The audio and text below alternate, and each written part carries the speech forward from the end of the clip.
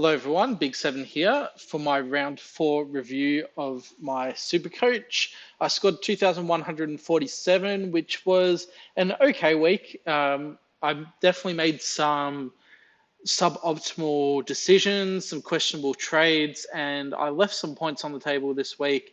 Still, it was enough for a small increase in rank up into the top 5,000, and the team is in a reasonable spot. So without any further ado, let's get straight into it.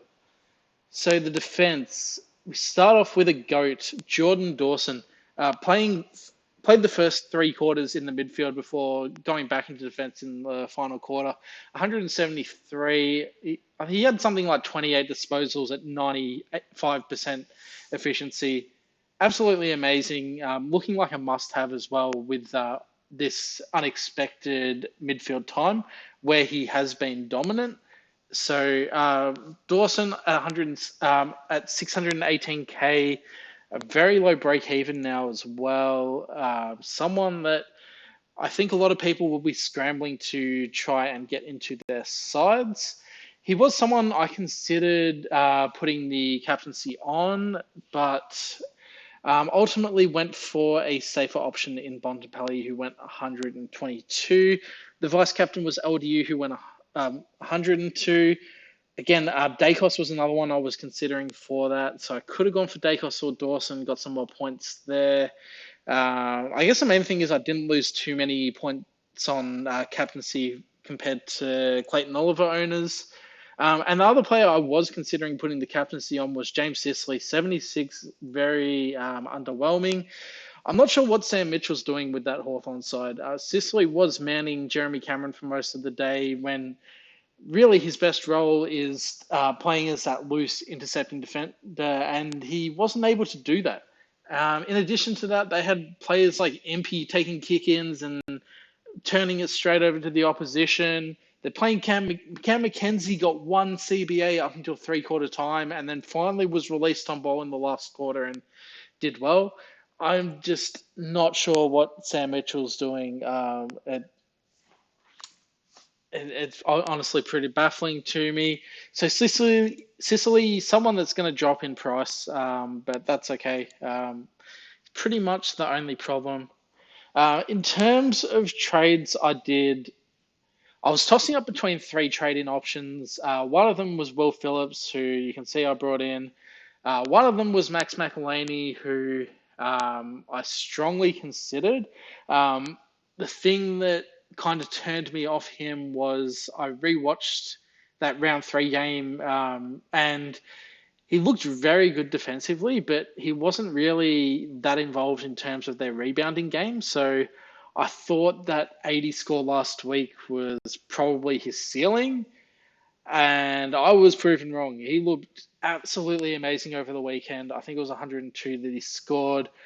And the player I did bring in, the party pooper himself, Joel Amati. I watched the vision on him, and he looked really good in the 2 games. I kind of discounted the Hawthorn game because he was playing as a deeper forward with Franklin out of the side. But that game against Melbourne, I was really impressed by what he did. He was getting marks up the ground, doing well in the ruck. This week, it didn't happen.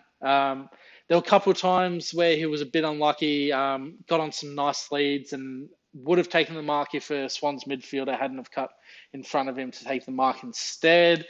But for the most part, blanketed by Trent McKenzie, who probably I underrated a bit, looked very good on the weekend. And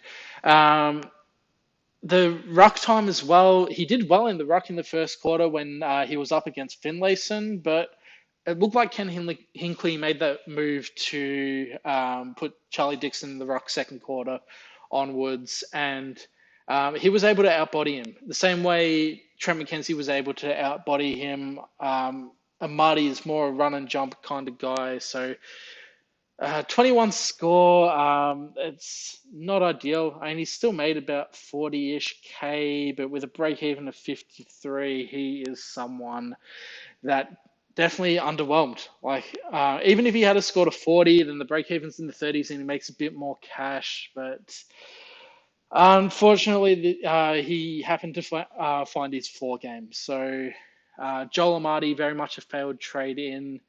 And it could have been so much better with McElhaney in the side. It would have been an extra 80 odd points, and you couple that with the captaincy. It could have been a moon week for me, but ultimately, decisions I made have held me back. Back onto the rookie defenders. Jinby, he's in danger of getting a rest. He was leading the AFL in tackles through the first 3 weeks, and that might have caught up to him a bit. Wouldn't be surprised to see him managed.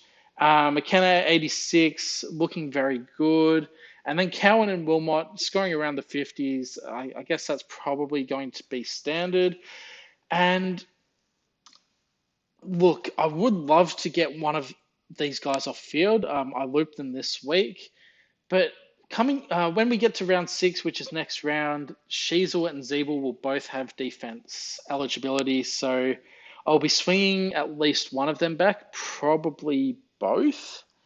So it's only one more round to hold on. I'm hoping Jinby doesn't get rested, but I wouldn't be surprised. And in that scenario, would have to field Cowan and Wilmot unless I make trades, which I will get into later on. So midfield, Bontempelli had a really hot start to the game, and then third quarter did nothing, did well in the fourth quarter. So it's really a 3-quarter effort from the Bont. 122, can't complain about that, but there is kind of the feeling that he's done it again. He's left a big score on the table and hoping for better from the Bont. LDU 102 copped a bit of attention from Carlton midfielders, one of the tougher midfield groups to go up against. So 102, it's a passable score. Tom Green had a lot of the ball, but was a butcher, so only 99. Taranto, Goulden, both sitting in my midfield for now. They will get swung into my forward line eventually, both ticking along pretty nicely.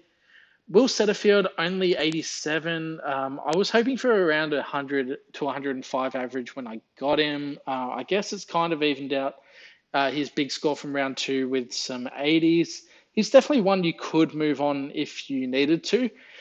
Kind of the way I see Setterfield is that I'm going to need to get Clayton Oliver into this side, and getting in a 700k player, it's just not going to be possible without getting rid of Setterfield or without using 3 trades and getting rid of 3 guys around the 400k mark anyway. So Setterfield to Oliver is the trade I want to make. It's just a matter of when I actually make that trade. Jacob Hopper, 75, a little bit underwhelming, but still ticking along nicely. Break evens in the teens. He's someone that can hold on for a bit. And then the rookies, Ashcroft, 75, we take that from him. Mackenzie, mentioned him before. He's a good player, just not getting played in the right role. Colin Sam Mitchell, be a coach, develop your players, please. Oscar Baker, 47. On that wing role, it's going to be volatile. Break-even's negative 15. Hopefully he can get up to 300k, but I wouldn't be surprised if we have to get rid of him fairly soon. Another score in the 50s or 40s, and he'd probably be a trade-out target. Will Phillips, the guy I brought in this week for his 67. Not too bad. And then the ruck line. So Rowan Marshall, 96, and it's a really poor score. I know it's close to 100, but he was going up against a first-game ruckman. This should have been an opportunity for him to feast. Obviously, Witts being a laid-out, very unfortunate for Witts owners. But Marshall, this was a spot where it should have been a 120 minimum. I get that he was subbed out in the last quarter to be preserved for later weeks, but still, it's underwhelming. And I would love to be able to get Rowan Marshall out at some point, but that's a luxury trade, and that'll happen later on in the season if I have the opportunity to. And then Sean Darcy, 125. Coming up against Witts next week, which is a bit scary. Witts was out with soreness, unless any other news comes out, I would expect him to play. So Sean Darcy, a little bit scary, but if you look at the break even now, 135 and 125 last 2 games, it puts the break even at around about 50. So Sean Darcy, he's going to be an all right hold. I guess the two players I'm scared about not having, Clayton Oliver, and it's just a matter of when I can get Setterfield over to him. And then the other one is Tim English. And look, he's going to keep scoring well. It's just I'm banking on his durability letting him down at some point. If it doesn't, and he happens to play, even another 10 games consecutively, then so be it. The season's gone. But at this stage of the season, it's not worth flipping over one of these solid-ish ruckmen to accommodate Tim English. I'll hope for him to either drop a poor score at some point or to have an injury or suspension. And then the other forwards, Dunkley, Rosé, both scored okay. Dunkley a bit disappointing, but he'll be right. Connor Rosé had a bit of attention, still averaging close to 100. Jack Zeeble, probably someone I thought was expendable, but there aren't that many rookies coming through. So I think he's probably a buy round sideways if I'm going to get rid of him. If he can go somewhere between 90 and 100 until then I'll be content with that.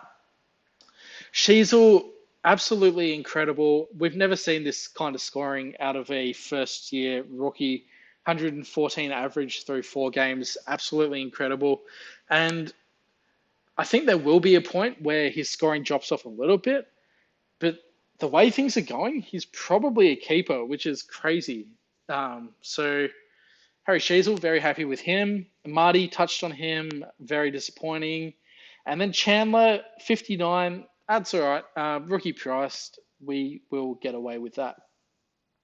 So looking at the side, I would love to be able to get Oliver in this week. But there's a couple of, if we go and look at the rookie price players, there aren't that many rookies or cheap players that are really going to be viable in weeks going forward. So if I look at guys that are under, say, 190K,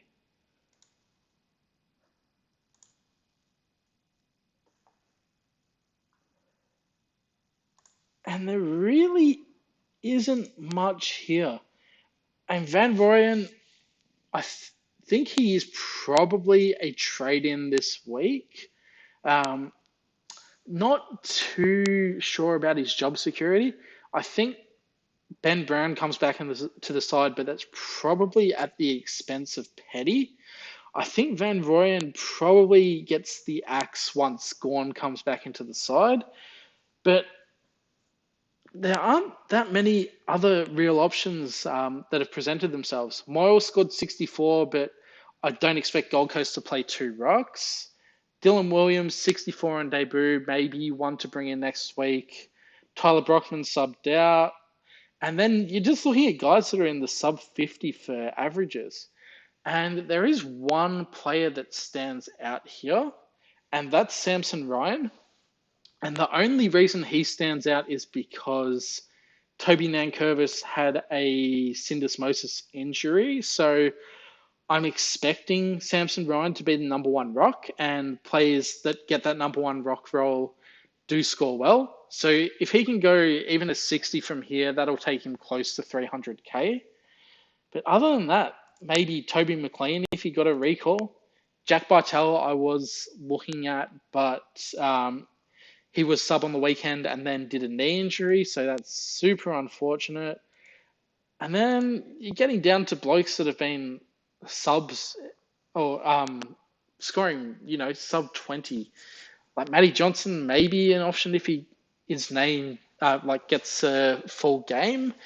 But really, it's Van Rooyen, it's Samson Ryan, and it's maybe Dylan Williams next week.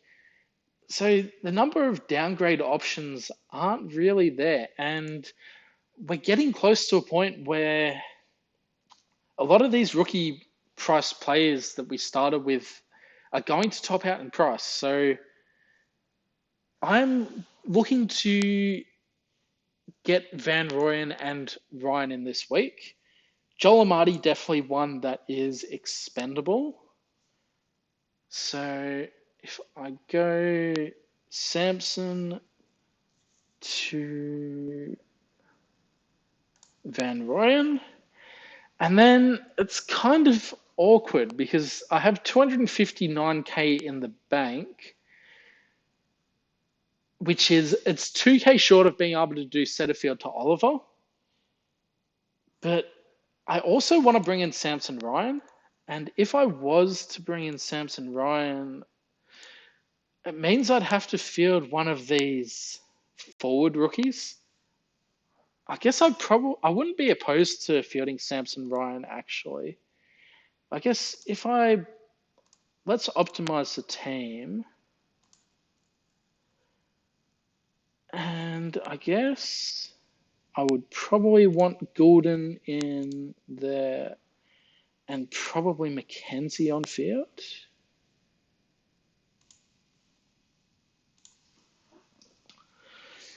And so this is just the one trade of Marty to Van Rooyen.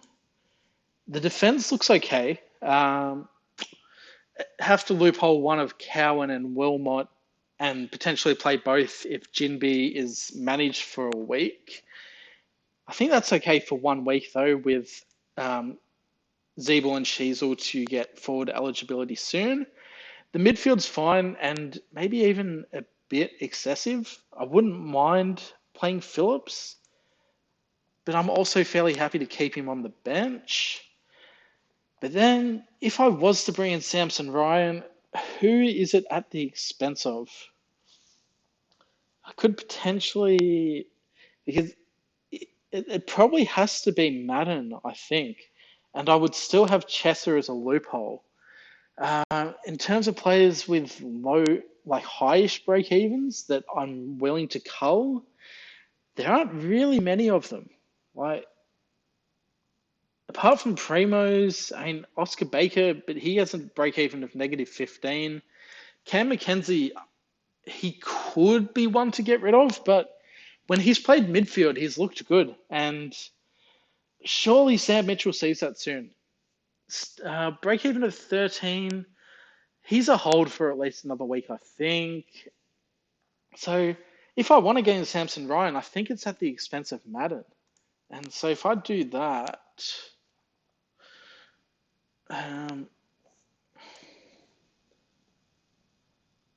I go to Richmond.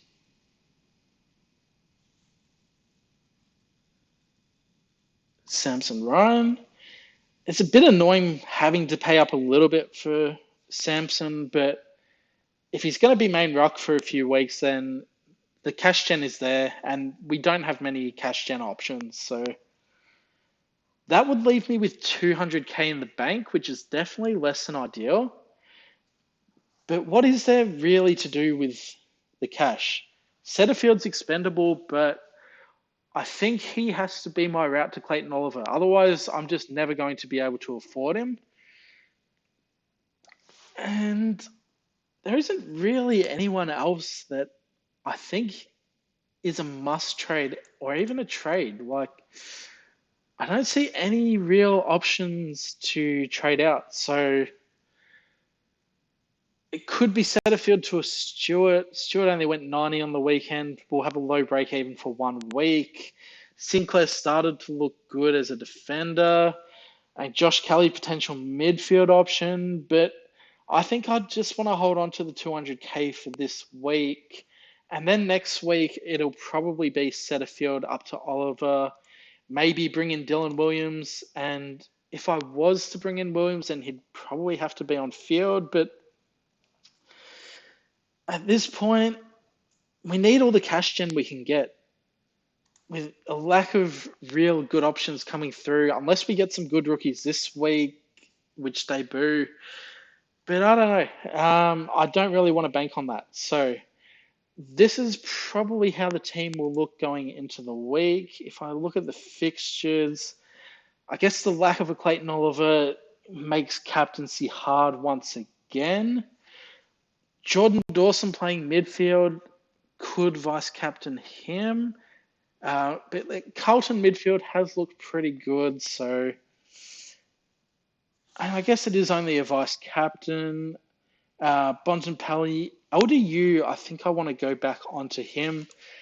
Brisbane on paper have a good midfield, but I think their midfielders have been giving up decent scores to opposition. So maybe it's an LDU thing. And then captaincy, I really am tempted to go Rowan Marshall against Collingwood, who don't have a recognised ruckman. But Marshall was subbed out last game. So how safe is that really? So I think probably the option at this stage is Dacos.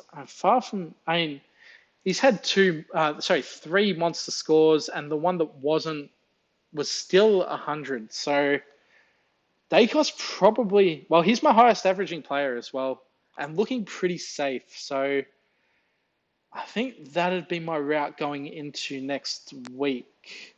Cowan obviously playing first, so would be able to loop. And yeah, I think this is how we're going to line up going into next week at this stage. Obviously, it's only Monday night, so a fair bit can change. But yeah, overall, team's in a decent spot. Definitely could have done some things better. And if I had McElhaney in the side, I'd be a lot happier with the side. But you can't get every decision right. You win some, you lose some. We move forward into next week, and hopefully next week brings another rank rise for both myself and for everyone watching. So on that note, thanks for watching the video. I'll see you for the next one.